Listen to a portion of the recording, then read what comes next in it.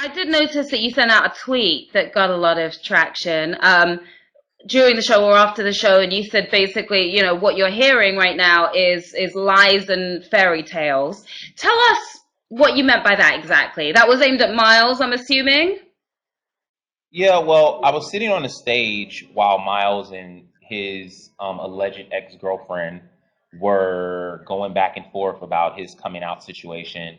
And, finding out information that Miles had already been out previously, and Amber was fully aware of that, and his sister and his mom and just different people had already known.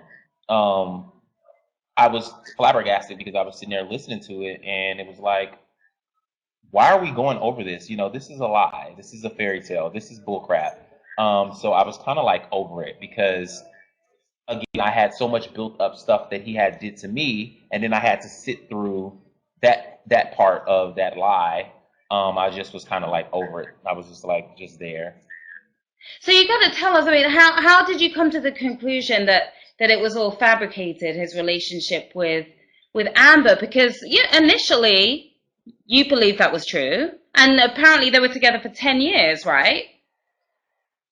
I've always, when me and Miles first started even dating, he told me that Amber was his best friend. And then as we got closer to, going into for the show, it started to change that she was, his best friend, but she was also his ex. They had been messing around recently. It just got really crazy. And I started to get weary because the story started changing.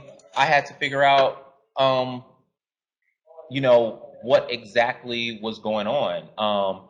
And his relationship with her was very weird. And so even on the show, I even started to believe that they were still together. And I thought he was like cheating on me with her. So it got really crazy. But then, like I said, when the show finally aired and they released the cast list, can you give me 1 second? Sorry, 1 second. Sure. What are you about to Sorry. do? Oh, it hung up. No, my dad was calling me, and it was Oh, important, hi, But Dad. yeah.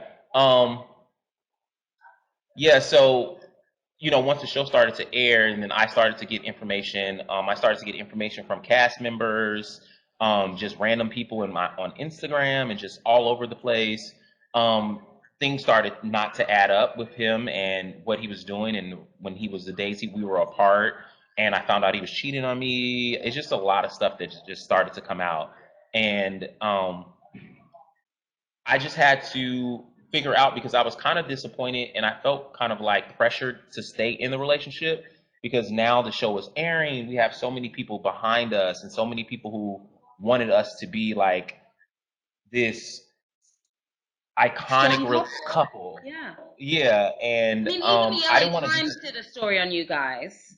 yeah, I didn't want to disappoint them. So I kind of was like forced into staying in the relationship, but at the same time, my heart was broken and it was just it was a very, very weird space, to be honest with you. It was just a very weird situation.